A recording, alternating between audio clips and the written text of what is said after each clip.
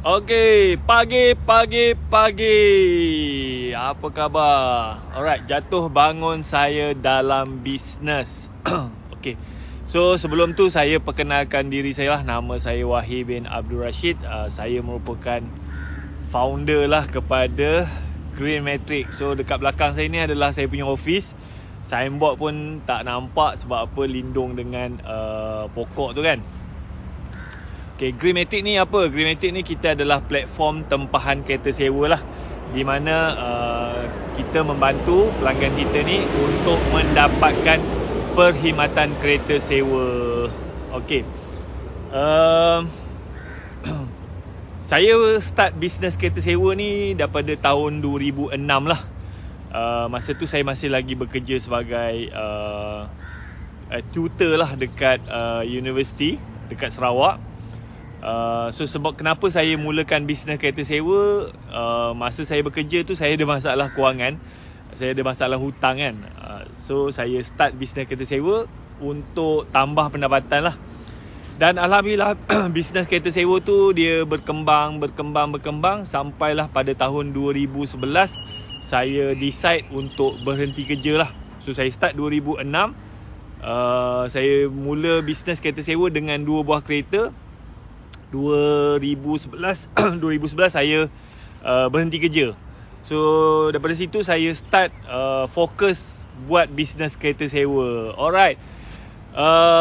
Thank you pada yang join saya punya live pada hari ni. And then kalau saya nak check pada yang menonton ni, boleh tak dengar suara saya dengan jelas, video semua clear? Kalau boleh dengar, cuba komen. Alright. Hari ni saya nak bercerita, nak berkongsi pengalaman lah jatuh bangun saya dalam bisnes. Alright, ada tak yang nak dengar? Kalau nak dengar, komen nak dengar. And then daripada perkongsian ni, saya harap you all dapat belajar something lah. Alright. Okay, line clear. Thank you. Okay, yang menonton ni boleh tak komen you menonton dekat mana? Kan? Okay, so belakang saya ni saya punya office. Sebenarnya office ni tahun ni sebenarnya kita tak buka pun. Saya just buka tadi, just nak tunjuk saya punya office lah. Tapi office ni memang dah tak buka lah. Alright, morning Bang Kacak. Thank you. Okay, so saya nak minta bantuan pada yang menonton ni, boleh tak bantu saya share video ni supaya orang lain pun boleh belajar. Okay, dari Banting. Thank you. Okay. So saya start bisnes kereta sewa 2006, 2011 saya berhenti kerja. Dan saya memang fokus kepada bisnes kereta sewa. Saya bermula bisnes kereta sewa tu dekat Bintulu, Sarawak. Okay, lepas tu customer makin lama makin ramai. And then saya start buka cawangan. Tapi saya buka cawangan tu, saya tak keluar modal lah. Saya buat macam satu sistem, dia macam franchise lah, tapi saya sebut sistem licensing. So siapa-siapa yang nak belajar bisnes kereta sewa, saya ajar dia. Saya bagi sistem apa semua, dan dia jadi saya punya team lah, jadi licensee kan. So daripada sistem licensing tu saya start kembangkan bisnes. Kereta sewa lah. Asal dekat Bintulu, Sarawak. Lepas tu saya buka cawangan dekat Miri, lepas tu dekat Kuching, lepas tu dekat KK, lepas tu dekat KL. And then kita tambah cawangan lah menggunakan sistem licensing. Ada yang tanya, abang dulu kerja tetap apa? Saya dulu senang cerita pensyarah lah. Alright. Saya mengajar dekat universiti dekat UPM kampus Bintulu. Saya lupa nak kunci kan. Alright. Ada tak nak tengok saya punya office dekat bahagian dalam? Kalau nak tengok, cuba komen nak tengok. Okay, thank you. Jangan saya bawa you all masuk office lah. Office ni dah lama lah tak tu kan. Saya flip camera. Alright, ni saya punya office kan. Office ni dah lama lah tak buka. Dulu kita ada staff lebih kurang 10 orang lah. Okay, kasih round tour. Okay, saya harap internet okey lah. Okay. Alright, ni saya punya office tapi memang kosong lah. Memang kosong. Ni bahagian depan dia kan. And then dulu ni tempat staff lah. Tapi staff pun dah tak ada. Memang saya buat bisnes kereta sewa. Memang travel agent. So dulu staff ada. Kat sini ada 6 orang staff. Tapi sekarang staff pun semua dah berhenti. And then ini tempat saya macam ni kan. Ini kenangan-kenangan lah. Saya pernah masuk dalam newspaper kan. So tu kita punya lesen tu semua. Saya pun pernah juga masuk newspaper lah. Alright. And then ni adalah antara masa bisnes kereta sewa jatuh. Okay. Masa bisnes kereta sewa kira macam PKP kan. Memang kita tak ada booking tu semua. So saya jual produk lah. Ini antara produk yang saya jual. Okay. Tapi tak laku lah kan. Right. And then ni pun salah satu produk jugalah, kepek kan. Tapi itulah, rasanya dah tak boleh nak jual sebab dah rosak kan. Ini saya pun ada beli peti chest freezer. Dulu saya ada jual produk frozen. Alright. Ni kotak-kotak semua. Tapi barang-barang ni saya dah tak jual dah. Alright.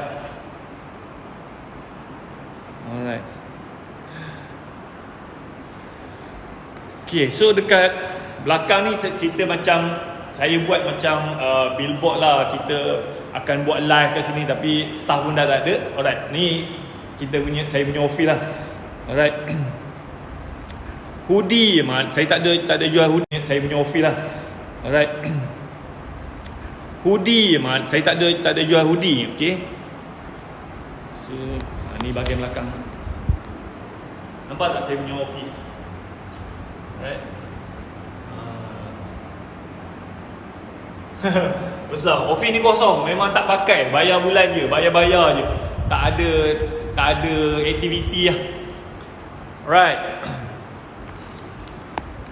Okay, nak tak saya share jatuh bangun saya dalam bisnes? Kalau nak dengar, cuba komen nak dengar. Okay, so saya tutup je lah lampu-lampu ni kan. Tutup je lampu-lampu ni. Okay, settle. Ada tak nak dengar jatuh bangun saya dalam bisnes? Macam mana saya daripada modal RM3,000 saya start bisnes kereta sewa sampai dapat jadi RM5 juta. Bisnes okey alhamdulillah. Tapi bila bisnes tu berkembang, ada banyak masalah dan saya jatuh lah. Kalau nak dengar, sekejap saya kunci pintu. Kalau nak dengar, cuba komen nak dengar. Ni nak. And then saya ni bukannya nak cerita keburukan ke semua. Cuma saya nak kalau boleh apa yang saya share ni, you all belajar something. Nak dengar? Okay, so sambung cerita tadi. Lepas saya berhenti kerja 2011, so saya memang betul-betul fokus buat bisnes kereta sewa. And then saya start buka cawangan lah menggunakan sistem licensing. Dia macam franchise lah. So alhamdulillah dalam masa setahun saya dapat buka 9 cawangan. Dekat Bintulu, dekat Miri, dekat KK, dekat Kuching, dekat KL, Langkawi, Perak apa semua. Setahun 9 cawangan, alhamdulillah. Alright. So saya buka cawangan tu, saya tak keluar modal lah. Macam saya ada kawan-kawan yang nak belajar buat bisnes kereta sewa, saya ajar dia, saya bagi sistem, dia boleh gunakan saya punya brand, and then saya ambil sikit lah royalty. Masa tu saya ambil 2.5%. Waalaikumsalam. 2.5%. You all ni tak share pun saya punya video ni. Tak ramai pun menonton kan. Boleh tak bantu saya share video ni? Right. Alhamdulillah bisnes tu memang kira seronok lah kan. Income tahun 2011 2012 saya capai 1 juta pertama. 2012 1 juta. Saya berhenti kerja 2011, and then saya buka syarikat, and then saya buat licensing 2012. Alhamdulillah saya dapat capai jualan 1 juta pertama lah. Alright. Sekejap ah.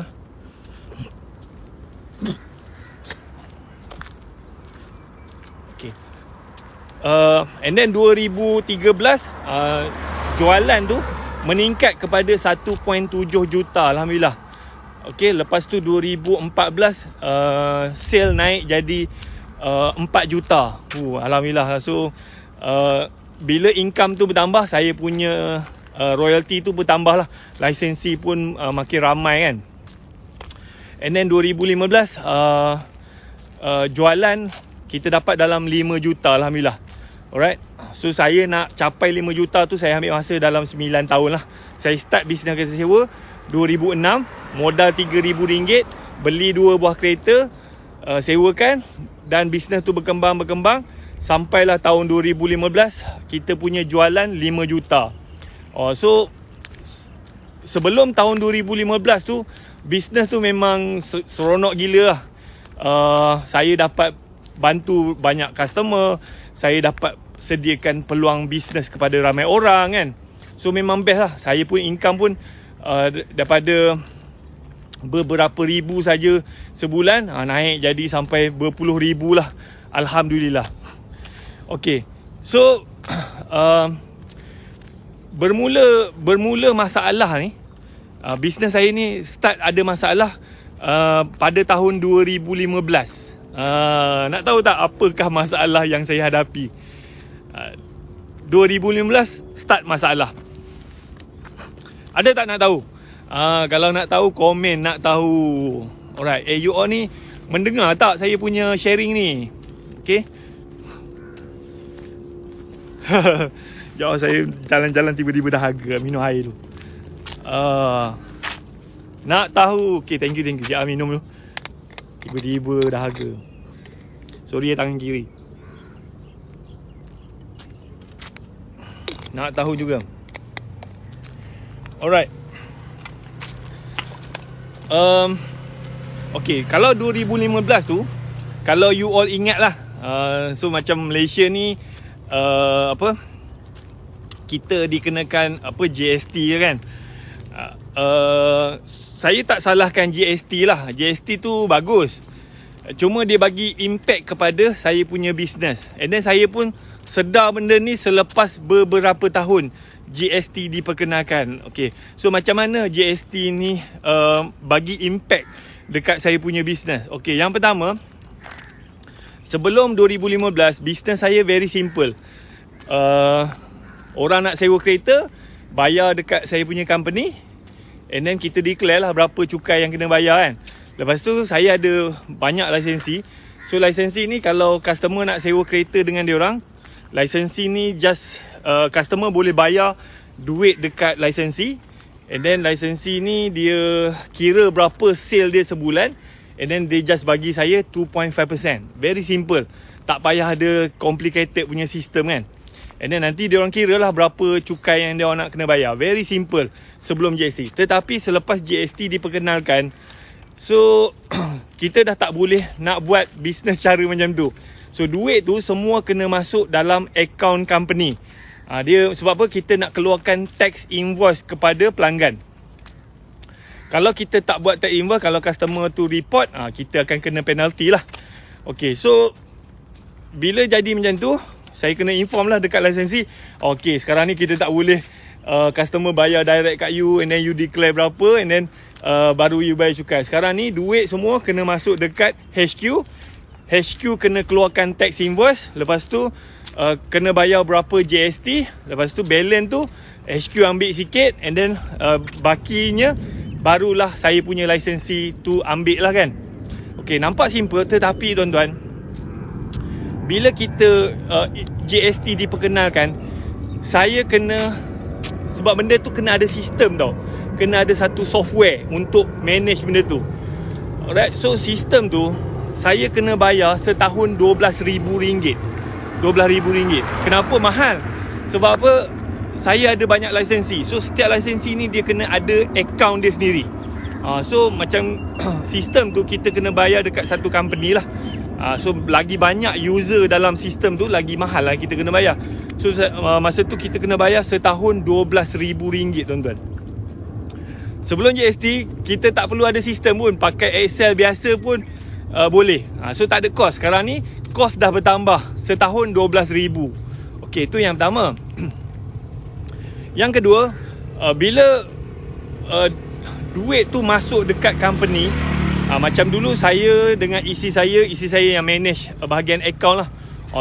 Tapi bila GST je, duit tu masuk terlalu banyak. Setahun dalam 5 juta kan. Sebulan dalam 400,000, 500,000 kan. So benda tu tak boleh nak buat seorang-seorang. So kena ada staff. Okay. So saya pun start lah ambil pekerja. Ambil seorang pekerja.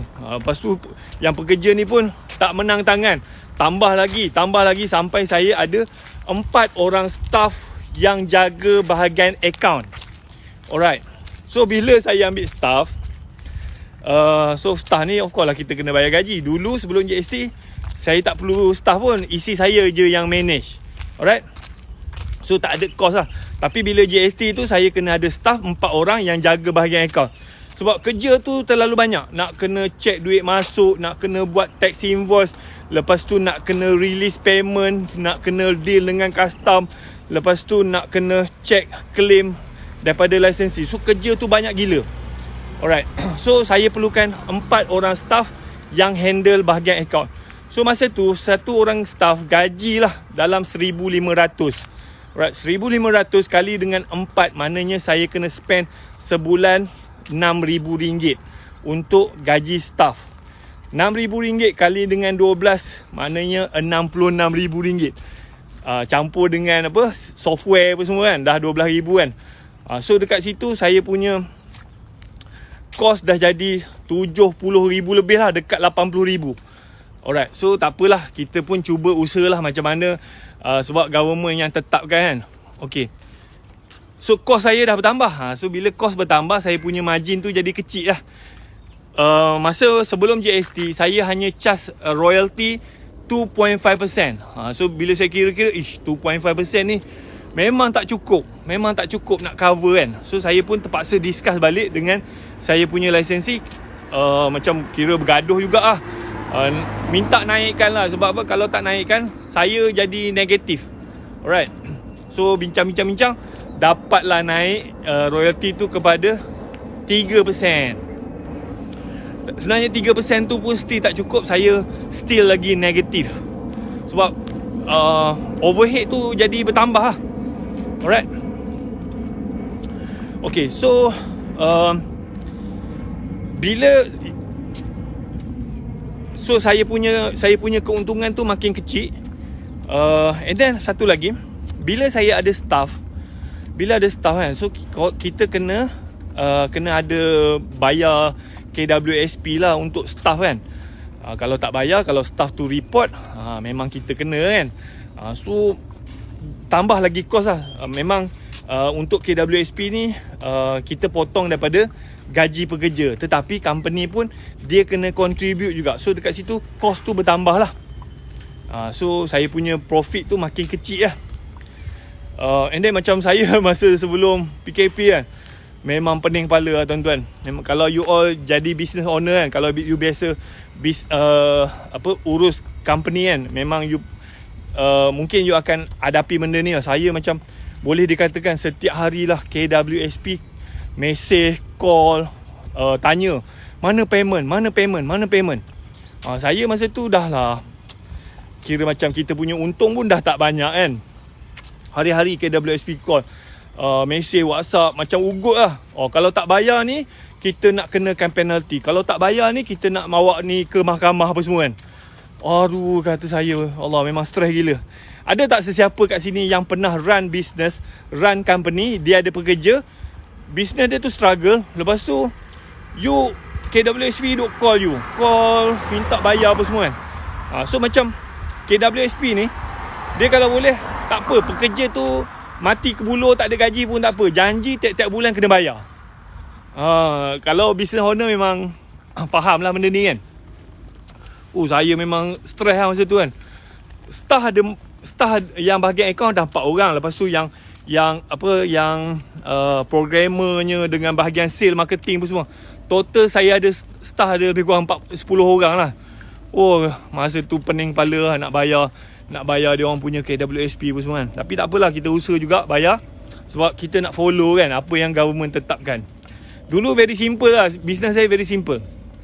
Tapi bila GST tu, business tu jadi complicated dan kita punya cost pun makin bertambah. Alright. And then itu nombor 3 lah. Yang keempat, bila GST diperkenalkan, cost overhead masa tu berapa? Saya bayar gaji staff lah. Bayar gaji staff dengan sewa office 30,000 itu gaji staff dengan sewa office je. Belum lagi dengan sistem semua 30,000. Staff ada 10 orang kan. Ya Allah kata. And then kita untung tak adalah banyak. Sebab apa? Saya punya income tu daripada sewaan kereta. Lepas tu royalty kan. Royalty pun 3% je. Kata memang berdarah lah masa tu kan. Berdarah gila lah saya punya cash flow kan. Tapi tak apalah, kita usaha juga bayar-bayar kan. Tapi masa tu tuan-tuan, saya start 2015, saya macam nak ambil gaji pun tak boleh tuan-tuan. Nak ambil gaji 5,000 pun fikir 10 kali. Sebab apa? Kalau saya ambil gaji 5,000, takut tak lepas nak bayar staff pun semua kan. So memang kadang-kadang ambil gaji, kadang-kadang tak ambil gaji. Tapi alhamdulillah lah, saya macam saya director company. So macam segala perbelanjaan, rumah, kereta apa semua tu company bayar lah. Cuma duit nak makan, duit nak makan ni kan. So kalau macam saya tak ada duit sangat, barulah saya ambil duit. Kalau saya boleh bertahan, saya bertahan. Alright, tu lah keadaan dia. So sebenarnya dekat luar sana banyak business owner nampak je gah kan, tapi dia punya cash flow tu memang sangat tercekik lah. Itu yang berlaku dekat saya. Tapi sebelum GST sebenarnya bisnes alhamdulillah saya dari segi kewangan tu alhamdulillah lah, memang tak ada masalah kan. Tapi lepas GST je macam nampak macam tak ada duit. Sale 5 juta, setiap tahun 5 juta, tapi company tak ada duit. Saya nak ambil gaji pun macam takut tak lepas. You faham tak? You faham? Okay, lepas tu apa yang berlaku? Yang ni yang paling teruk sekali lah. Yang paling teruk kan. So saya start buat licensing daripada tahun 2011 kan. So masa tu saya ada banyak licensing lah. And then kita pun ambil tak untung banyak mana. So saya ambil 2.5% je daripada dia orang punya sale. Apa yang saya suka adalah saya dapat bantu dia orang ni. Daripada asalnya dia orang ni orang susah, tak ada kerja kan. So saya ajar dia buat bisnes sewa dan dia orang ada income. Ada yang sampai boleh berhenti kerja, ada yang boleh selesaikan hutang. Itu yang saya suka lah. Tetapi tuan-tuan, lepas GST diperkenalkan, kan, nak tahu tak apa yang berlaku dekat saya punya lisensi? Sekejap saya minum dulu. You all nak tahu tak apa yang berlaku dekat saya punya lisensi? Yang ni memang ramai yang tak tahu. Alright. Ya. Okay, so bila GST diperkenalkan tuan-tuan, saya punya lisensi ni ramai yang keluar, ramai yang tak nak jadi lisensi. Kenapa dia orang tak nak jadi lisensi? Sebab bisnes tu dah jadi complicated. Dulu dia orang buat bisnes kereta sewa, customer boleh bayar direct kat dia. So duit tu cepat kan. Dia setiap bulan dia just kira berapa dia punya sale, dia bayar dekat saya 2.5%. Okay, very simple.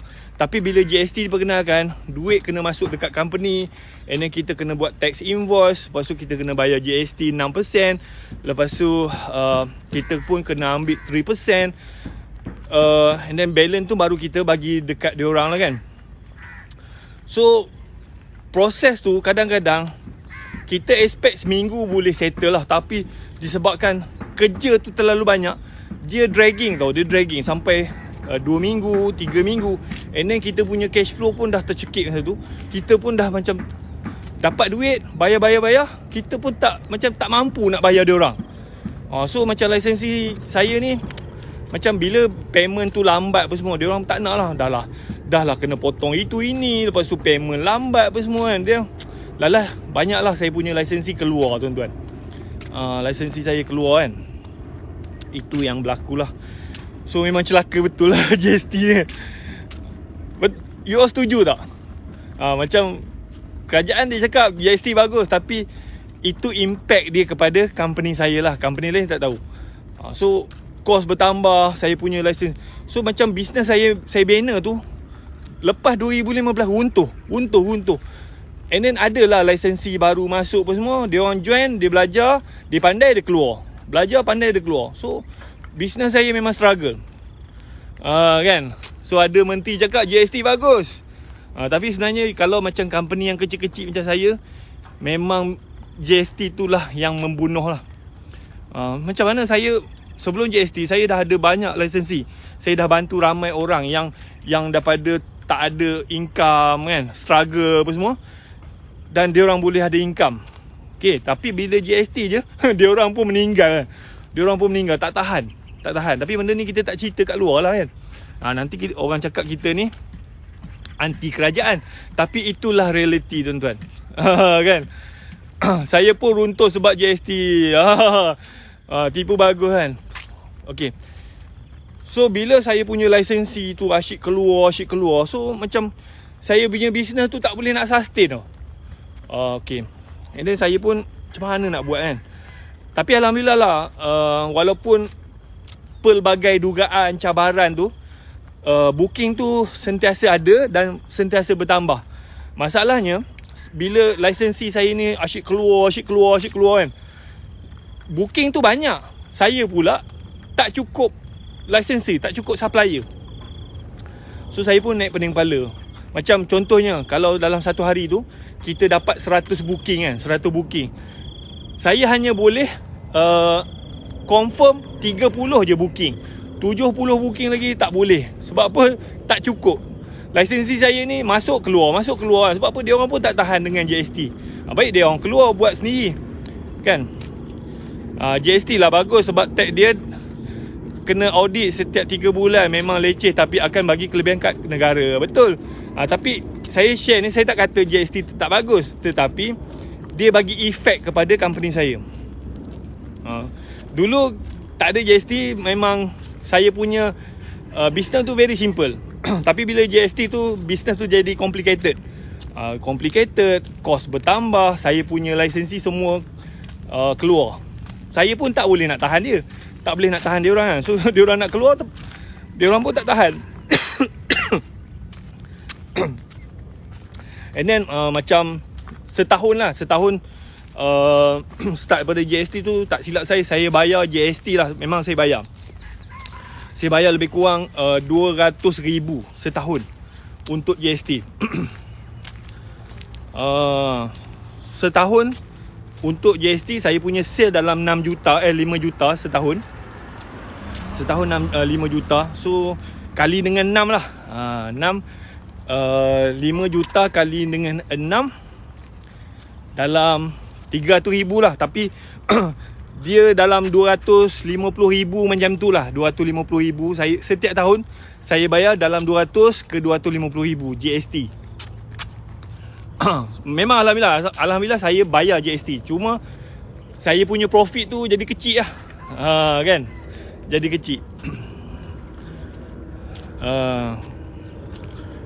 Negara untung kelebihan kembali kepada ekonomi. Kalau ikut negara luar, ada yang sekolah free. Tapi masalahnya dekat Malaysia ni banyak sangat rasuah kan. Bagi banyak mana pun tak cukup kan. Tapi saya tak nak cerita lah pasal politik kan. Okay, so walaupun saya punya profit tu makin kecil, booking tu tetap ada. Dan berlaku lagi masalah lah. Masalahnya adalah tu lah, macam saya cakap tadi, kalau satu hari tu dapat 100 booking, saya hanya boleh ambil 30 je. 70 lagi tak boleh nak handle. Sebab apa? Supplier tak cukup. Macam mana saya punya lisensi asyik keluar kan. Kalau dulu rekrut banyak mana booking pun kita boleh handle. Tapi start daripada situ, booking banyak tapi tak boleh nak terima semua.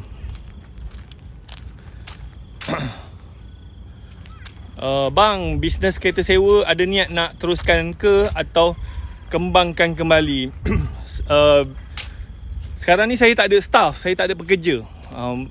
Tak tahulah, mungkin saya nak handover ke, nak jual company ni ke, dekat siapa-siapa yang boleh take over. So saya pun sedang mencarilah siapa-siapa yang nak take over business. And then saya nak fokus kepada bisnes yang saya buat sekarang lah. Sekarang ni saya jual produk. Alhamdulillah lah, jual produk pun setakat tahun ni lah saya punya sale pun dalam 2 juta. 2 juta kan. And then bonus pun okey, Alhamdulillah. And then saya buat 2 orang je, tak pening kepala. Kalau macam kita sewa ni, banyak lah benda nak kena urus kan. Alright, so ada tak, kalau ada siapa-siapa yang nak take over company saya, just PM saya kan. Nak beli ke apa semua, terpulang. Okay, saya dekat Sepang. Okay, sekejap nak belajar macam mana nak berniaga, boleh PM ya. Boleh WhatsApp saya pun boleh. Bisnes saya drop 50% sebab GST. Okay, dekat mana tu kedai bang tu? Dekat Sepang. Kalau ada GST, scammer pun boleh kurang sebab semua duit kena audit. Dia orang nak cuci duit pun susah, banyak kelebihan GST. Betul, GST ni bagus, tetapi kalau digunakan dengan betul. Tapi faham-faham je lah negara kita ni kan. Negara kita ni antara indeks rasuah paling tinggi kan. So macam menteri-menteri apa kebas duit apa semua sampai sudah tak ni. Rakyat biasa curi duit dah masuk penjara apa semua kan. Menteri-menteri kebas duit memang dah dihukum bersalah pun masih lagi bebas kan. So terlalu teruk lah kita punya rasuah kan. Harap-harap lah semoga benda ni boleh settle. Macam kalau kita nak compare dengan negara jiran kita kan, Brunei kan. Saya pernah pergi Brunei. Brunei dengan Malaysia ni actually kita merdeka lebih kurang sama je. So kita bermula dalam keadaan yang sama. Tapi kalau you pergi Brunei kan, you pergi Brunei, you lahir je, sekolah percuma. Saya ada kawan dekat Brunei kan. So dia orang ni sekolah daripada kecil sampai universiti free, percuma. Dia punya sultan dia akan sponsor. Okay, kalau you habis belajar, you kerja kan, you kerja, you nak beli kereta kan, kereta ni tidak ada cukai. Memang murah gila lah. Lepas tu dekat Brunei, harga minyak dia murah tau. Murah. Saya pernah pergi tapi tak boleh nak isi minyak lah. Memang murah harga minyak. Kalau you biasa pergi Brunei kan, memang murah. Lepas tu macam Brunei ni setiap rakyat dia kalau tak ada rumah, sultan dia akan bagi rumah lah. Tapi kena bayar lah. Rumah macam rumah PPRT kan. So macam kita ni nak beli rumah, nak kena apply loan, nak kena cukai tu, cukai ni apa semua kan. Lah banyak orang tak boleh nak beli rumah sebab terlalu mahal kan. Lepas tu macam rakyat Brunei ni saya tanya dia orang, kalau dia orang ni sakit, perubatan tu percuma. Perubatan tu percuma. Kalau lah dekat Brunei tu tak boleh rawat, nak kena buat pembedahan dekat luar negara, kerajaan Brunei akan tanggung. Cuba bandingkan kita rakyat Malaysia ni. Kalau you sakit kan, kalau you sakit, kan banyak dekat newspaper kan, bila dah jantung masalah nak kena buat pembedahan, minta derma apa semua kan. Itu yang berlaku lah. Okay. Brunei kecil. Kalau you tak percaya, you boleh tengok lah. Kalau you start berkawan dengan orang Brunei. Saya sebab apa saya duduk kat Sarawak, saya memang ada kawan dekat Brunei.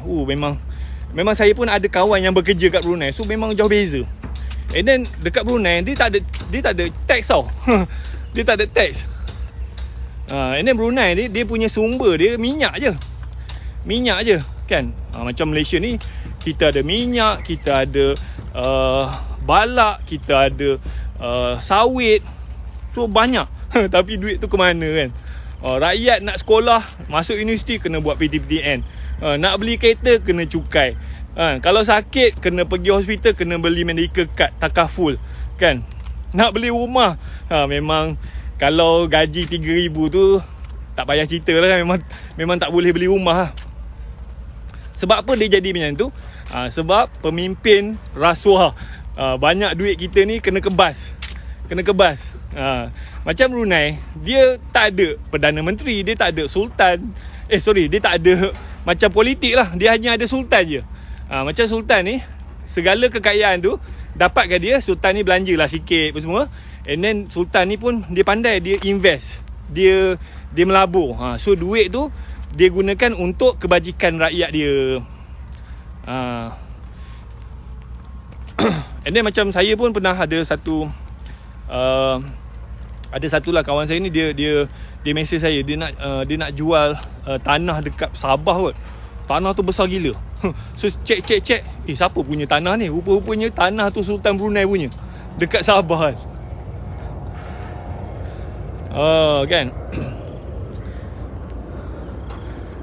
Kan. So tapi itulah, kita no point lah kita salahkan orang lain, politik pun semua. So sekarang ni kita kontrol diri kita. So saya pun memang kita tahu realitinya dekat Malaysia ni tidak telus apa semua. Tapi benda tu kita susah nak kawal. So apa yang kita boleh buat adalah kita kawal diri kita lah. Kita kaya tapi memimpin ke laut, pemimpin mengkayakan diri. Kerja kilang bro, aku rasa entah bila dapat beli rumah. You all ni yang menonton ni, berapa gaji you? Katakanlah sekarang ni harga rumah 300,000 kan. Saya pun belajar jugalah property kan. Katakan rumah 300,000. So macam mana kita nak tahu dia punya berapa loan installment dia tu? Kita bahagi dengan 200. So maknanya 300,000 bahagi dengan 200, sebulan installment tu dalam 1,500. Kalau installment rumah saja 1,500 sebulan, kalau gaji you 3,000 tak boleh. Kalau gaji you 4,000 pun mesti tak boleh. Gaji you ni kena 5,000 kat atas, barulah you boleh beli rumah. Kan? So berapa ramai yang gaji 5,000? Macam budak-budak yang keluar universiti pun tak banyak company yang boleh offer gaji 5,000. Paling-paling 2,500 kan. So mostly budak-budak kalau adik-adik yang keluar universiti kan, you kerja kan, kalau gaji bawah 5,000 memang tak payah fikirlah nak beli rumah, sewa rumah. Alright. Assalamualaikum, selamat pagi tuan. Waalaikumsalam. Okey, salah pun belum masuk penjara kayangan. Betul. Alright. So itu antara masalah yang berlaku dekat company saya lah. Bila GST diperkenalkan, saya kena bayar sistem 12,000 setahun, kena hire pekerja setahun, kena bayar 60,000 lebih. Lepas tu kena bayar KWSP. Saya masa sebelum PKP tu memang KWSP hari-hari call, mesej siap ugut lah nak masuk mahkamah sebab kita lambat bayar. Macam mana nak bayar tuan-tuan? Kita pun dah tercekik kan. Lepas tu dengan saya punya lisensi semua keluar, berhenti, tak nak duduk bawah saya. So saya dah hilang income kan. Alright. Tapi saya, yelah, kita ni rakyat Malaysia, kita kena follow lah kan. Kena follow apa saja yang kerajaan tetapkan, kena follow. Alhamdulillah GST saya bayar, apa semua saya bayar. So ada satu lagi. Ada satu lagi tuan-tuan. Ni masalah yang kira kejam jugalah. Ada tak nak tahu? Tapi saya tak salahkan siapa-siapa. Ini adalah salah diri saya lah. Ada tak nak tahu yang membuatkan bisnes saya memang terduduk gila lah tuan-tuan. So benda ni saya cerita supaya you all belajar, supaya you jangan buat benda ni. Ada tak nak tahu apa benda yang berlaku? Dah lah kena macam-macam kan. Lepas tu kena lagi sekali ni, memang terduduk tuan-tuan. Alright. So macam saya ada syarikat Senam Berhad. So syarikat Senam Berhad ni kita kena buat audit lah. Audit, submit, declare berapa kita punya income, berapa kita punya profit, and then kita kena bayar cukai lah. So kesilapan saya adalah sebab saya ambil pekerja yang tidak kompeten, yang biasa-biasa. Okay, so pekerja ni pun dia terlepas pandang. So masa kita declare untuk cukai tu, so kita ada tersilap step satu je. Alright. So bila kita submit dekat LSDN dia tak puas hati. So LSDN datang nak check kan, nak check apa semua. So dekat situ dia jumpa ada pembayaran yang tak boleh dikecualikan cukai. So pembayaran tu besar, dan daripada situ saya kena cukai dekat situ dan kena penalty. Alright. So apa bayaran tu? So sebelum saya buka syarikat Sdn Bhd, saya beli kereta atas nama personal. Atas nama isi saya, atas nama company enterprise lah kan. So kereta tu memang digunakan untuk sewa. So bila saya daftar syarikat Sdn Bhd, duit sewa tu dapat, and then kita bayarlah installment kereta kan. Saya tak ambil pun duit tu. Tetapi sepatutnya bila saya sewakan kereta personal, saya kena buat agreement dengan company saya sendiri.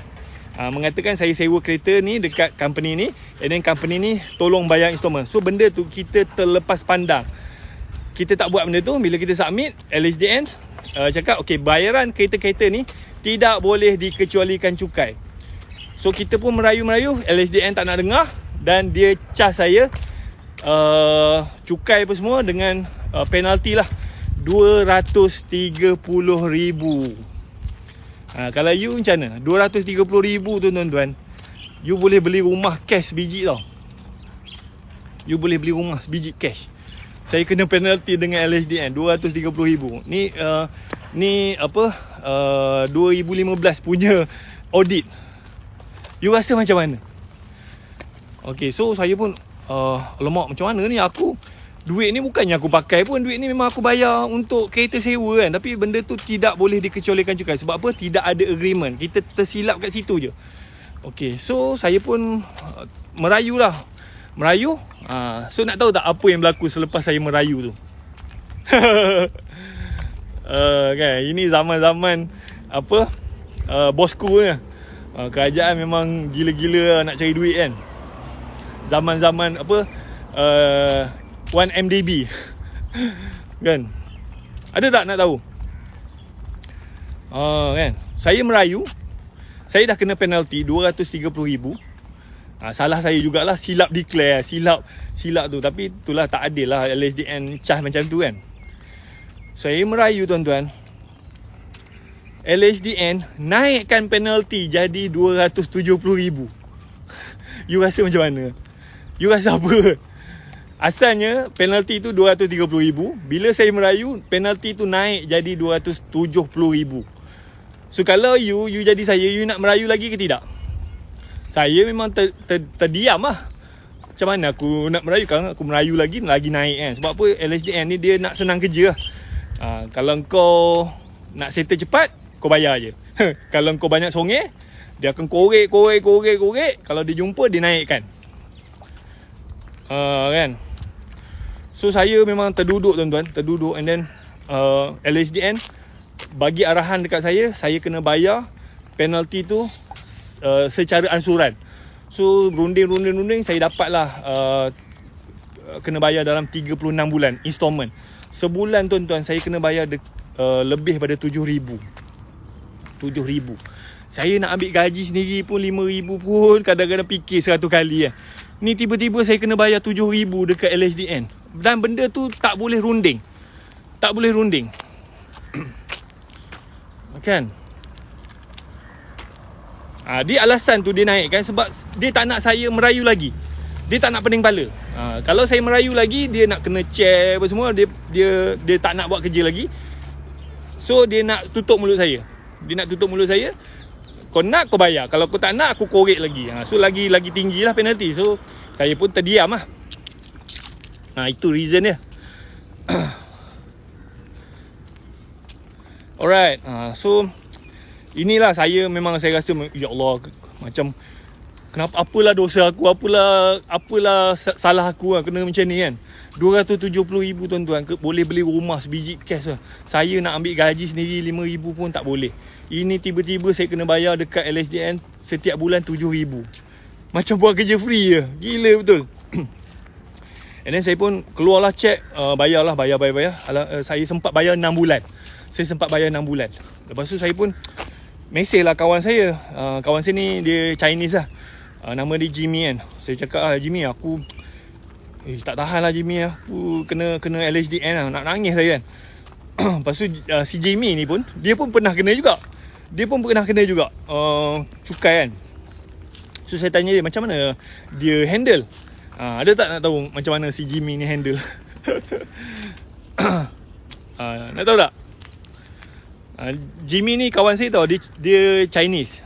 So walaupun kita buat bisnes kereta sewa sama, kira dia ni macam pesaing lah, tapi dia ni still tolong saya lah. Alright, so Jimmy ni sebabkan dia pun pernah kena.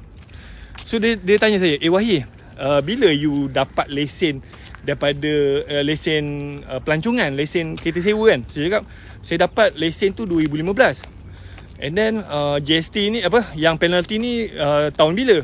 Tahun 2015. So dia kata sebenarnya dalam LHDN dia dah keluarkan perkeliling. Mana-mana syarikat yang dapat lesen daripada Kementerian Pelancongan dikecualikan cukai selama 2 tahun. So dia tunjuk saya screenshot perkeliling tu. Saya tengok tu, saya terkejut. Sebenarnya company saya sepatutnya dikecualikan cukai selama 2 tahun. So 2015 tak payahlah bayar cukai. 2015, 16 kan, so tak payah bayar cukai. Tapi staff LSDN ni sebabkan nak juga duit tu, dia kenakan penalty kat saya. Saya dah bayar dah 6 bulan ni, 7,000 kan. And then saya pun inform dekat saya punya company secretary, macam mana ni korang buat kerja ni? Kalau kan ikutkan perkeliling ni, company saya sepatutnya dikecualikan cukai selama 2 tahun. Tapi kenapa aku kena penalty ni? So saya punya company secretary pun terkejut. Dia orang pun tak sedar. And then dia inform dekat LSDN. Lepas kita bagi tu, senyap semua. Tak ada apa-apa surat. Saya dah bayar ni 7,000 6 bulan. Ya Allah, kata memang celaka gila. Memang celaka gila dia orang ni. Company secretary pun tak tahu, auditor pun tak tahu benda ni, LSDM pun tak tahu. Dia nak fikir nak duit je. So memang kalau you jadi saya, you rasa apa? Kalau you jadi saya kan? Kan 35k. Ya Allah.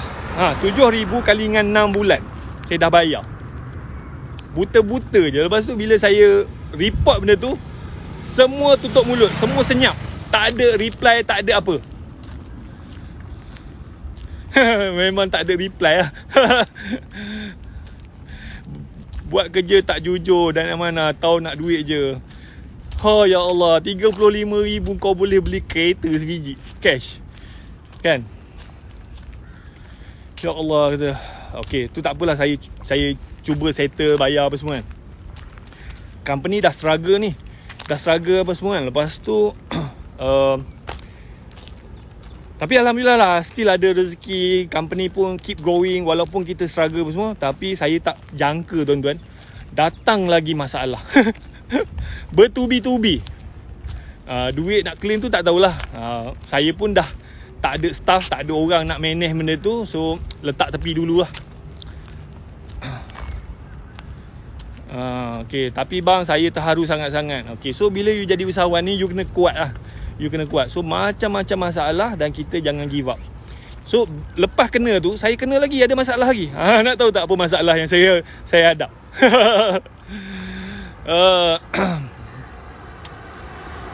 Right. Ada tak nak tahu? So kalau you ingat lah, so start masalah tu start daripada tahun 2015. So saya struggle tapi saya usaha bayar. Saya usaha follow apa yang pihak berkuasa tetapkan. Follow walaupun kena macam-macam, kiri kanan atas bawah kena. Okay. Dengan KWSP hari-hari call, dengan LHDN nya, dengan custom datang rumah minta duit, dengan apa SSM kena penalty, macam-macam. Ya Allah, kata apalah dosa aku ni kan. Okay, so masuklah tahun 2020. Masuk tahun 2020. COVID-19 kan. COVID-19. So macam saya buat bisnes kereta sewa, memang kira sale tu zero terus lah. Orang tak sewa kereta kan. Dan benda tu berterusan lah selama setahun, dan sampailah sekarang ni dah buka balik dan ada tempahan. So dalam hampir masa 2 tahun tu, saya tak ada income tuan-tuan. Saya tak ada income. So yang memang tak dapat bantuan apa-apalah. Macam mana nak minta bantuan? Macam company saya pun kita tak boleh nak settle audit apa semua. So bila tak settle audit, nak minta bantuan pun tak boleh. Ya Allah. So saya kena struggle lah. So apa yang saya buat, so masa awal PKP tu saya start jual produk. Tapi itulah, jual produk tu saya ingat boleh untung, tapi rupa-rupanya saya rugi. Sebab apa, saya tidak ada pengalaman kan. Bukan salah produk semua bagus, cuma saya tak ada pengalaman lah. Saya jual produk macam-macam, rendang lah, kerepek lah, kulit ikan dori lah, popcorn lah saya jual. Produk semua bagus, tetapi disebabkan saya tak tahu cara dan menyebabkan benda tu rugi. Kenapa rugi? Macam saya ingat jual produk ni kita kena pegang stok, kita kena packing barang, kita kena post barang. So kerja tu banyak, saya perlukan staff lah. Saya masa tu saya masih ada lagi staff. So saya ada lebih kurang 6 orang staff. So tiap-tiap bulan kena bayar gaji lah kan. Bayar gaji, tapi sale tu tak adalah banyak-banyak. Sebulan dalam 40,000 je. Sebulan 40,000, saya punya profit dalam 20%. Sebulan saya punya profit 8,000. Gaji staff saja 10,000 kan. So setiap bulan saya kira macam rugi 2,000, 3,000, 2,000, 3,000, tak untung. Sampailah hujung tahun 2020 Disember, staff saya tak tahan, dia orang pun hantar surat berhenti kerja. Alright, ya.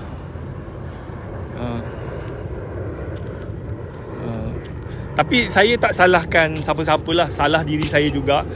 Sebab apa, banyak kelemahan lah. So saya pun mistake juga. Macam orang yang kerja kerajaan ni, dia jalankan tugas je kan. So kalaulah saya ada orang yang boleh bantu saya, ajar saya apa semua, benda ni mungkin tak jadi. Saya pun tak ada ilmu kan. So bila ambil pekerja pun terlepas pandang apa semua. So itu yang kena lah. Okay. So benda dah lepas, benda dah jadi. So saya tengok depan je. Alright. So tahun 2020 bila COVID datang, saya cuba jual produk dan rugi. Sampailah hujung tahun 2020 Disember lah, staff saya semua berhenti kerja. Masa tu saya menyambut tahun baru 2021 dalam keadaan hampir gila, tuan-tuan. Saya bulan Januari 2021 saya hampir gila. Tapi saya tak tunjuk lah. Nak tahu tak macam mana saya bangkit, tuan-tuan? Jangan, saya nak cas saya punya handphone, takut bateri habis. Nak tahu tak macam mana saya bangkit?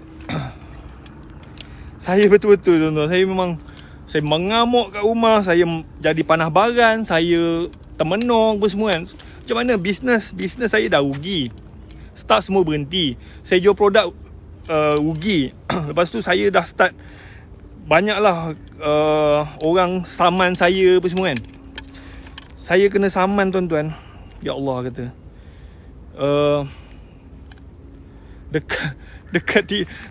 dekat 500,000 saya kena saman. Sebab apa tu? Saya tak boleh nak bayar hutang. Nak tahu tak macam mana saya settle benda tu? Ini kalau you all yang ada masalah hutang, kena saman apa semua, so saya nak share sikit lah macam mana kita boleh settle benda ni.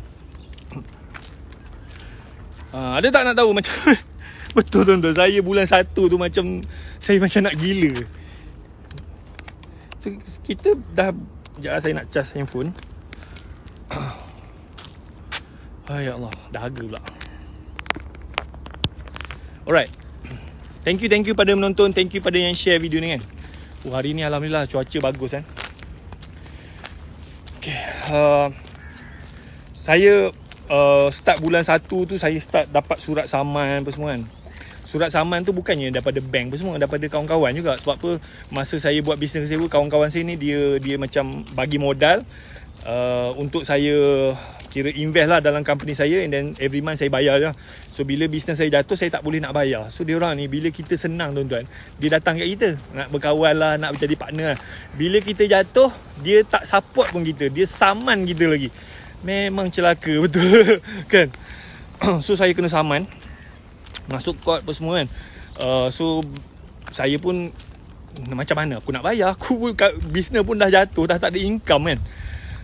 So saya, kalau jadi benda ni macam dekat you all kan, apa yang you boleh buat adalah you cari seorang lawyer, minta lawyer ni handle.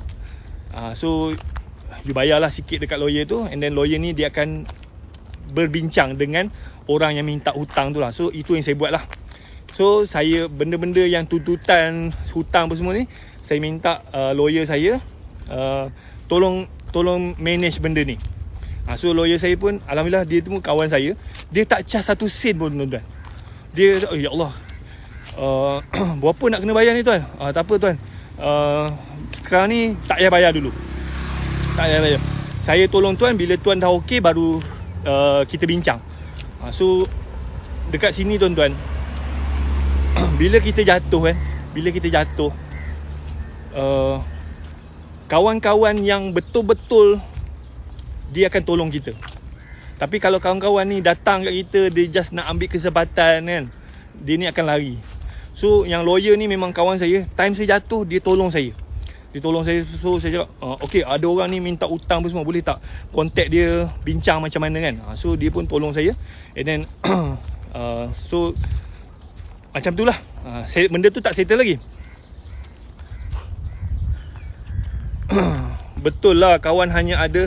Betul tuan-tuan, bila saya jatuh, kawan-kawan yang datang masa kita senang semua belah. Semua belah. So saya hanya tinggal kawan-kawan yang betul-betul support saya. And then tak banyak benda tu, memang tak banyak. Dulu masa saya tengah naik apa semua, tengah buat duit apa semua, macam-macam lah orang datang nak jadi partner lah, nak jadi rakan kongsi lah apa semua. Bila kita jatuh, dia orang pula saman kita kan. Patutnya bila kita jatuh, dia support lah. Wahid tak apa, you jatuh, I bantu you, I support you, bangun balik. Ini tak, duk pening kepala nak minta duit. Mana duit aku, aku tak bayar, aku saman. So kawan-kawan macam ni adalah kawan-kawan celaka kan. Alright, so you hati-hati. So kalau boleh, my advice lah, you berhati-hati lah pilih kawan. Kalau you tengah naik kan, ada orang nak jadi partner ke, nak jadi rakan kongsi apa semua, you letak tepi dulu lah. Macam saya sekarang ni, kalau orang nak jadi partner ke apa semua, nak JV apa semua, saya akan fikir 100 kali. 100 kali kan. So baik saya berpartner dengan isteri saya je lah kan. Alright. Okay, tu pengajaran lah. Alright. Okay, so yang pasal kes hutang-hutang saman tu, alhamdulillah kawan saya lawyer, dia tolong handle lah. Alright, dia tolong handle. Benda tu tak settle, so masih lagi perbincangan. Macam mungkin saya kena bayar sikit-sikit berdasarkan kemampuan saya. Okay, lepas tu saya pun termenung. Tak tahulah rezeki tak mana dah. Saya sebenarnya tak minat pun nak join satu company ni. Memang tak terfikir pun nak join company ni, nak jadi ejen kan. Tapi entah macam mana, disebabkan saya jatuh, and then saya terdorong nak contact kawan lama saya. Kawan lama saya ni ejen kepada company ni. Saya contact, tanya, dan saya daftar jadi ejen. Alright. And then nak tak saya share macam mana saya masa bulan 1 tu hampir gila kan, hampir gila. Saya join company ni dan saya boleh buat jualan dalam masa 9 bulan 2 juta. 2 juta. Alhamdulillah lah, saya punya commission bonus apa semua 170,000. Nak tahu tak macam mana saya bangkit balik dengan this company? Kan. So cerita dia macam ni. So masa saya jatuh tu bulan 1 kan, so saya pun, apa aku nak buat ni, so income saya dah tak ada. And then tiba-tiba saya terjumpa balik kawan lama saya. Kawan lama saya ni dia ejen lah, ejen kepada satu company, SKV. SKV yang saya selalu promote dekat saya punya TikTok, Facebook kan. So saya tanya dia macam mana bisnes apa semua. So saya kira macam impress dengan kawan saya ni. Sebab apa? Dia punya sale, start dia join, maintain lah. Setiap tahun dia punya sale 5 juta. Walaupun tahun lepas 2020 dengan COVID apa semua, dia punya sale maintain 5 juta. Saya cakap, boleh tahan dia punya bisnes ni. Walaupun orang lain struggle apa semua, dia punya bisnes tu maintain 5 juta every year. So saya tanya-tanya, and then macam company ni kebetulan dia orang baru tukar sistem. Dulu sistem stocky agent. Kalau nak jadi stocky dia modal 20,000. Kalau nak jadi agent modal dia 5,000. Right. So company ni kebetulan dia tukar business model dia. Dia tukar kepada sistem stocky agent kepada sistem dropship. So nak jadi agent company ni modal RM65 40 je. So saya pun daftar. And then lepas daftar tu dan kebetulan saya founder company ni, saya dah kenal lama. Sebab apa, kita belajar sama-sama dengan mentor yang sama kan. Lepas saya daftar, 3 hari selepas saya daftar, dia punya founder call saya. You nak dengar tak cerita ni? Kalau tak, saya tak cerita. You dah share ke saya punya video ni?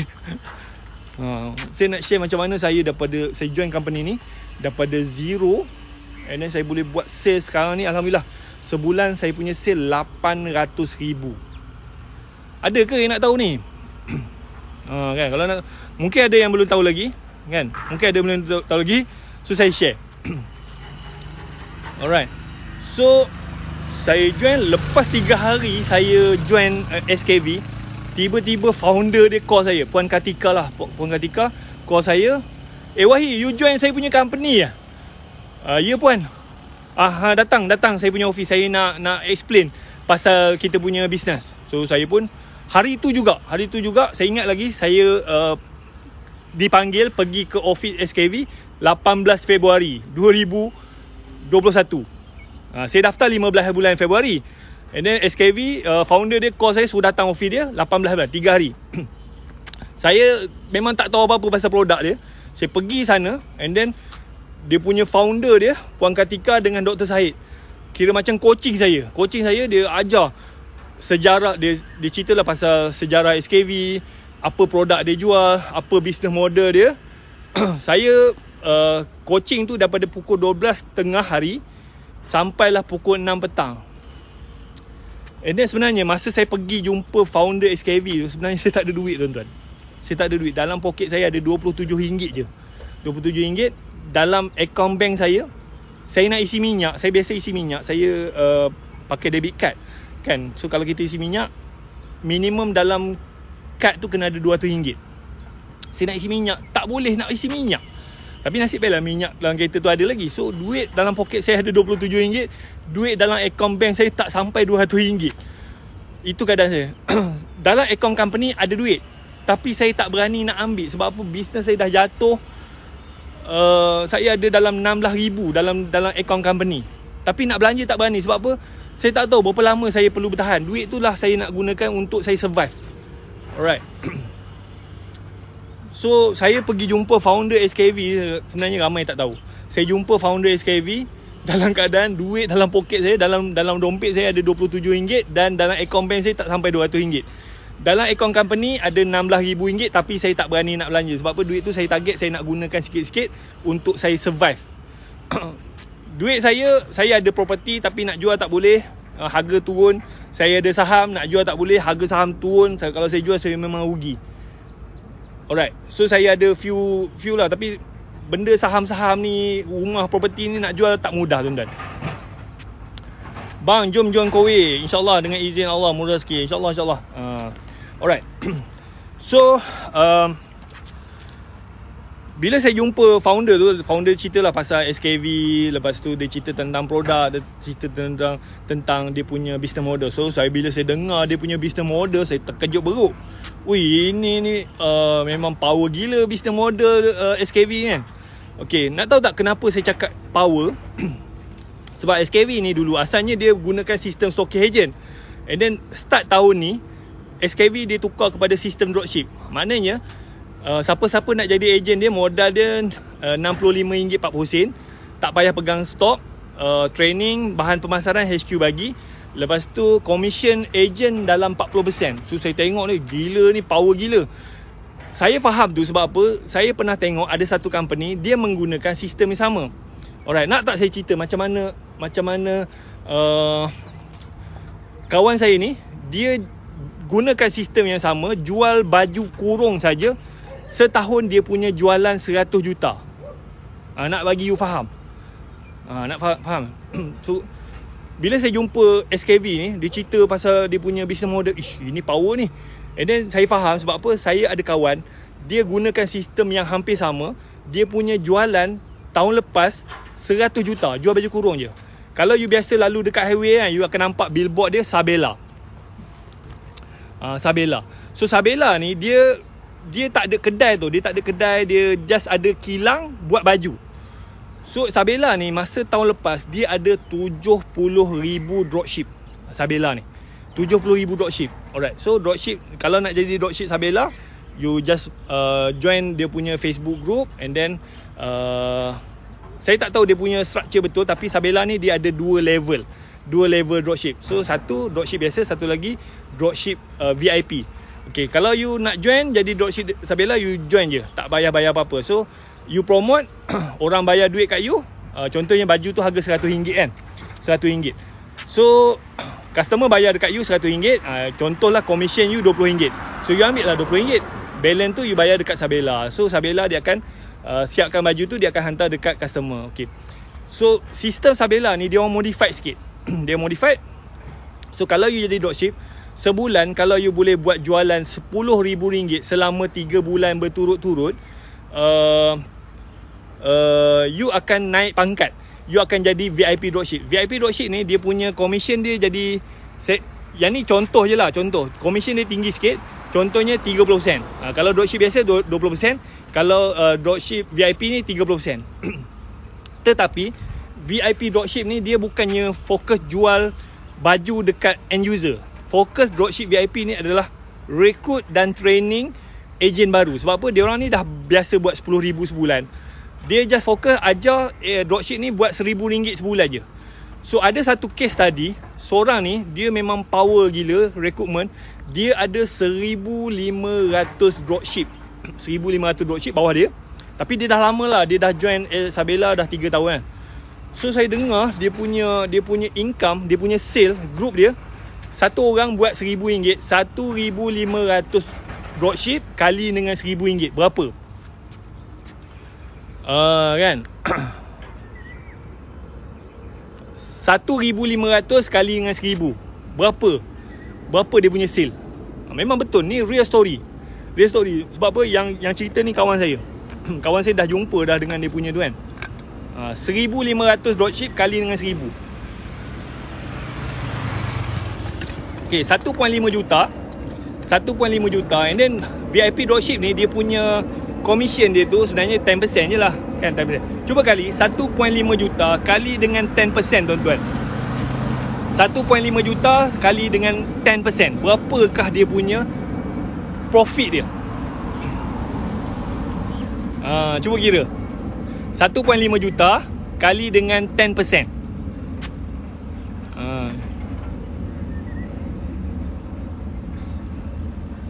RM150,000.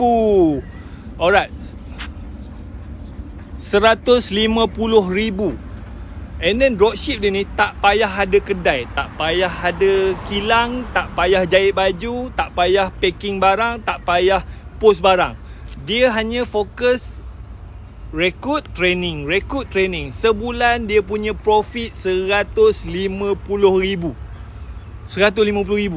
Dan SKV dia menggunakan sistem yang hampir sama. Tapi sebenarnya SKV ni sistem dia lagi power. Okay, nak tahu tak kenapa saya cakap SKV yang saya join ni dia lebih power daripada Sabela? Ada tak nak tahu? Macam yang dropship Sabela ni, dia punya profit dia RM150,000. Tak payah ada staff, tak payah ada kedai, tak payah pegang barang, tak payah packing barang, tak payah pull barang. Memang net profit RM150,000. Saya terkejut kan. Okay, kenapa SKV ni powerful? Okay, macam Sabela ni dia jual baju kurung. So customer dia tu adalah orang perempuan lah kan, mana ada orang lelaki beli baju kurung. So customer Sabela ni limited. Walaupun limited, Sabela tahun lepas dia buat jualan 100 juta. Dia punya dropship masa tu ada 70,000 orang. Sabela punya sales 100 juta. 2020 100 juta. Okay, SKV bagusnya produk dia ni. Sebab apa? SKV ni dia jual produk kesihatan. Dia jual produk untuk kencing manis. And then sekarang ni defend untuk sistem imun pun semua. So customer SKV ni laki boleh, perempuan boleh, budak-budak pun boleh, orang tua pun boleh. So dia punya target market tu besar. Alright. Okay, tu yang pertama. Lepas tu macam nak jadi ejen SKV, modal RM65 40 sen je. Lepas tu bila you daftar je, you boleh terus rekrut ejen. Macam Sabela, you jadi dropship, you kena buat RM10,000 dulu, barulah you naik level. Macam SKV ni, you daftar je, you dah ada account, you terus boleh rekrut ejen. So masa saya join bulan 2 tu, saya masuk je, lepas saya coaching dengan founder kan, keluar balik tu saya terus buat AB live, saya buat live, saya ajak kawan-kawan saya. So masa bulan pertama saya dapat rekrut 30 orang. 30 orang ejen bawah saya. Masa tu bulan pertama lah saya dapat buat sale dalam 11,000. 11,000 commission saya dalam tak sampai 3,000 lah, 2,000 lebih. Alright. Okay, bulan kedua, bulan Mac, saya promote lagi, promote. Saya punya sale tu naik jadi 13,000. Tapi saya punya ejen tu bertambah lah. Cuma ejen tu bila dia join, dia just tengok dulu, dia nak belajar, dia nak rasa produk apa semua kan. So ejen saya tak bergerak sangat. Okay, bulan April tahun ni, masa tu bulan puasa tuan-tuan. Bulan puasa saya tak larat nak live apa semua, saya slow down sikit lah. So masa tu sale dapat dalam 10,000. Saya punya commission tak sampai 3,000 lah. Okay, lepas tu bulan Mei, bulan 5, dah habis bulan puasa, dah lepas raya, saya start buat live balik lah. So masa tu sale naik jadi 14,000. 14,000 dah sama juga, saya punya commission tak sampai 3,000 lah. Tapi still okay lah. Saya dah lah bisnes kereta sewa dah janam, jual produk, staff semua dah berhenti. Ada income lah sikit dalam 2,000 macam tu kan. Boleh lah beli barang makan, nak bagi makan kat anak. Sebab apa, masa tu saya memang dah terciduk, memang dah kosong. Dah saya pun dah hampir gila dah. Tak ada income kan. Alright. So nak tahu tak apa yang berlaku pada bulan 6, bulan Jun. Bulan Jun ni saya terkejut beruk. So saya join bulan 2, bulan 3, bulan 4, bulan 5. Bulan 6 ni something magic happen. Alright. Okay, saya live ni saya ikut suka saya lah. Seminggu saya buat 2-3 kali je. Sebenarnya sepatutnya setiap hari. Saya ni tak disiplin kan. So saya ikut dan saya, kalau saya rasa saya nak, saya buat. Saya banyak fokus training saya punya agent. Alright. So bulan Jun saya punya sale, alhamdulillah tuan-tuan, 32,000 bulan Jun. So kenapa dia naik? Sebab apa? Ejen saya ni dia dah start gerak. Dia dah start beli produk, dia dah dia dah guna produk, dia suka dengan produk. So dia orang pun start promote, and then saya punya sale tu naik jadi 30,000. Okay, bulan Julai saya target masa tu sale 50,000 tuan-tuan, 50,000. Sekejap saya minum dahaga pula. Sorry tangan kiri. Okay, ada tak nak tahu bulan Julai berapa saya punya sale? Untuk bulan Jun, sale 32,000, saya punya commission dalam 6,500. 6,500. Bulan Julai, saya punya sale 52,000 tuan-tuan. 52,000. 52,000 saya punya commission dalam tu 7,000. Saya cakap kat isteri saya, kalau abang dapat 5,000, abang dah syukur gila dah. Sebab apa, dulu masa buat kereta sewa nak ambil gaji 5,000 pun tak boleh. Tapi bila saya join SKV, alhamdulillah bulan 6 sale 32,000, commission 6,000 lebih. Syukur gila lah. Bulan 7 sale 52,000, commission 7,000 lebih. Saya syukur gila lah. Alright. So bulan Ogos tahun ni, saya target lah sale mungkin 70,000 lah. And then bila hujung bulan, saya terkejut saya punya sale lah. Saya terkejut. Nak tahu tak berapa sale saya bulan Ogos? Kan? Cuba komen sikit kalau nak tahulah. Ada tak nak tahu? Bulan Ogos saya punya sale. Bulan 7 50,000. Saya target bulan Ogos tu 70,000 dah, syukur gila kan. Bulan Ogos tuan-tuan, saya punya sale 330,000 tuan-tuan. 330,000. Saya terkejut beruk.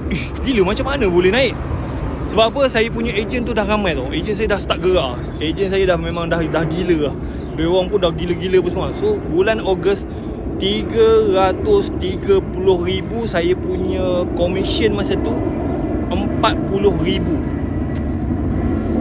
Bulan Ogos saya punya ejen saya masa tu bulan 2 ejen saya 30. Bulan Ogos masa tu dalam 200 orang. So sebulan saya tambah sikit-sikit kan. So bulan Ogos tu masa tu ejen saya ada dalam 200 orang. Alright. So SKV ni dia jual produk kesihatan. Dia jual macam untuk diabetes. Sekarang ni dia vitamin Defend kan. Defend yang dia punya duta tu Pak Nel. Defend ni dia kalau you makan, kalau you kena COVID, InsyaAllah lah settle lah masalah COVID. Sebab Defend ni dia ada cendawan susu harimau. Dia bagus untuk paru-paru. Alright. So benda tu memang viral gila. Masa arwah Siti Sarah meninggal, produk tu gila-gila, berebut orang nak beli. Kan, masa Siti Sarah meninggal baru ni lah, berebut. Memang tak cukup. Saya kena marah lagi. Sebab apa? Siapa yang makan suplemen tu, kalau dia kena COVID, dia tak ada sampai stage 4-5. Memang insyaAllah dia akan lega. Sebab apa? Dalam tu ada cendawan susu harimau. Cendawan susu harimau tu dia akan protect paru-paru. Alright. So produk memang bagus. Okay, so bulan Ogos 330,000 saya punya commission 40,000. Alhamdulillah. Saya dapat 5,000, saya dah syukur gila dah. Alright. Masuk bulan September. Ada tak nak tahu saya punya sale bulan September, tuan-tuan? Sale saya bulan September, ada tak nak tahu? Saya target masa tu 450,000 je. Sebab apa? Bulan Ogos 330,000. So bulan September 450,000 okey lah kot. Tak boleh lah nak target tinggi-tinggi kan. Alright. So bulan September, tuan-tuan, kalau you dengar memang terkejut. Bulan September saya punya total sale 830,000. 830,000. Saya punya commission masa tu alhamdulillah 60,000, tuan-tuan. 60,000. Dan the best part adalah business SKV ni, tuan-tuan, saya buat 2 orang je. Saya buat dengan isi saya je. Saya buat marketing, isi saya tolong support saya untuk pendaftaran ejen, ajar macam mana nak beli, ambil order semua kan. So saya buat 2 orang je. Dulu saya buat bisnes kereta sewa kan. Sale saya paling tinggi 800,000. Masa saya buat bisnes kereta sewa lah, 800,000 tu. Tapi tuan-tuan, nak ambil gaji 5,000 pun tak boleh. Sebab apa? Nak kena bayar tu, bayar ni, penalti tu, segala macam ni. Tapi bila saya join SKV, saya buat sale 800,000. Saya punya commission 60,000 net. Tak payah ada kedai, tak payah ada pekerja, tak payah fikir sistem, tak payah fikir bahan marketing. Semua HQ bagi. Memang power gila. Kalau you tak join memang rugi gila kan. And then sistem ni SKV dia baru launch tahun ni. Dulu you nak join tak boleh. Sebab apa? Dulu kalau you nak join SKV modal kena 20,000. Kan. Alright. So bulan lepas, bulan Oktober, nak tahu tak saya punya sale berapa? Saya ingat saya target lah, bulan September 830,000. Saya target 1.2 million, 1.2 juta sebulan. Alright. Kan. Ada tak nak tahu bulan Oktober berapa saya punya sale? Kan. Kalau nak tahu, komen nak tahu. Alright. Kalau you nak join jadi ejen, you pergi dekat saya punya bio, you klik WhatsApp tu, you WhatsApp saya, nanti saya reply. Alright. You pergi dekat saya punya bio, you klik dekat link tu, link WhatsApp saya. Nanti saya reply. Sekarang ni saya tengah live, saya tak boleh, nanti saya reply. Alright. Okay, tuan-tuan, alhamdulillah bulan Oktober saya punya sale 859,000. 859 sebulan tau, bukan setahun. 850. Saya ejen saya bulan 9, saya ada 400 ejen.